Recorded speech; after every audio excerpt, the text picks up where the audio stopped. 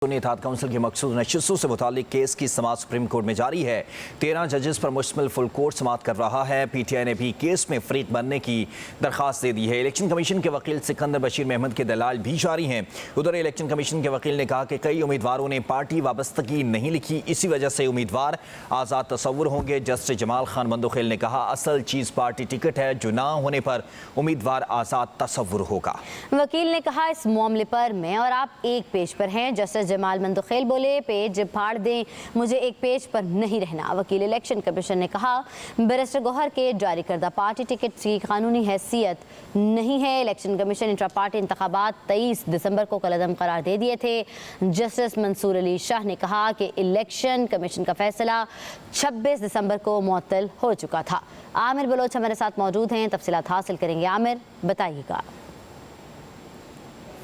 आज देखें जो सुप्रीम कोर्ट ऑफ पाकिस्तान में आज सुन्नी इत्तेहाद कौंसिल की जो मुतनाज़ा मखसूस नशिस्त हैं उसके हवाले से आज केस की समाअत इस वक्त जारी है। जो 13 रुकनी फुल कोर्ट है सुप्रीम कोर्ट का, वो इसके ऊपर समाअत कर रहा है, जिसकी सरबराही चीफ जस्टिस ऑफ पाकिस्तान काजी फैज़ ईसा कर रहे हैं। जो इलेक्शन कमीशन के वकील हैं वो इस वक्त अपने दलाइल जारी रखे हुए हैं और उन्होंने आज जो दलाइल शुरू करते वक्त कहा कि मैं कोशिश करूँगा कि आधे घंटे में अपने दलाइल मुकम्मल कर लूँ।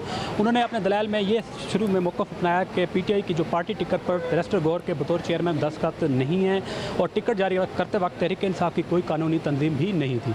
और उन्होंने ये भी बताया कि पार्टी तंजीम इंट्रा पार्टी इंतखाबात दुरुस्त ना कराने की वजह से वजूद नहीं रखती। इसके ऊपर जो जस्टिस जमाल मंदोखेल है उन्होंने कहा कि पार्टी टिकट 22 दिसंबर को जारी शुदा है और इंट्रा पार्टी इंतखाबात केस का फैसला 23 जनवरी का है, तब तक बैरिस्टर गौहर चेयरमैन थे। जिसके ऊपर जो सिकंदर मोहम्मद इलेक्शन कमीशन के वकील उन्होंने कहा कि जो इलेक्शन कमीशन का फैसला है वो 26 दिसंबर का है और उसके बाद जो जस्टिस मंसूर अली शाह है उन्होंने रिमार्क दिए कि जो इलेक्शन कमीशन का फैसला 26 दिसंबर को मुअत्तल हो चुका था और गलती कहाँ से हुई है और किसने की है ये भी बताएं।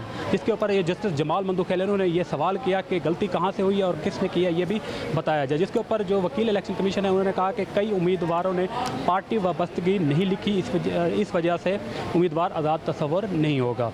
जिसके ऊपर जस्टिस जमाल मंदोखेल ने रिमार्क दिए कि असल चीज़ पार्टी टिकट है, जो ना होने पर उम्मीदवार आज़ाद तस्वुर होगा।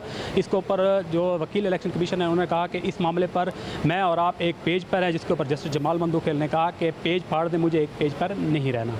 इसके बाद सिकंदर मोहम्मद ने यह भी मौक़िफ़ अपनाया कि बैरिस्टर गौहर के जारी करदा पार्टी टिकट्स की कानूनी हैसियत नहीं है और साहबजादा हामिद रज़ा सुन्नी इत्तेहाद कौंसिल के चेयरमैन थे और हैं और साहबजादा हामिद रज़ा खुद को पार्टी टिकट जारी कर सकते थे, खुद भी पार्टी टिकट जारी कर सकते थे। ये मौक़िफ़ अपनाया गया इलेक्शन कमीशन के वकील की जानिब से और ये भी कहा कि जो साहबजादा हामिद रज़ा है उन्होंने खुद को भी पार्टी टिकट जारी नहीं किया। इसके बाद उन्होंने ये भी कहा कि हामिद रज़ा ने कागजात नामजदगी में लिखा कि इनका ताल्लुक सुन्नी इत्तेहाद कौंसिल से है, जिसका पीटीआई से कोई इत्तेहाद है। इसके ऊपर ये भी कहा कि हामिद रज़ा ने पीटीआई का पार्टी टिकट जमा कराया था और जो जस्टिस हसन अज़हर रिजवी है उन्होंने दौरान समाअत रिमार्क दिया कि रिटर्निंग अफसर ने हामिद रज़ा के कागजात मंजूर कर लिए थे और जो वकील हैं इलेक्शन कमीशन के उन्होंने इसके ऊपर कहा कि हामिद रज़ा ने बयान हल्फी में डिक्लेरेशन पीटीआई नज़रियाती का जमा कराया था और जो जस्टिस शाहिद वहीद हैं इन्होंने इस दौरान रिमार्क दिए कि जो साहबजादा हामिद रज़ा हैं उनको आज़ाद उम्मीदवार करार देने से पहले क्या इलेक्शन कमीशन ने इनसे वजाहत मांगी थी।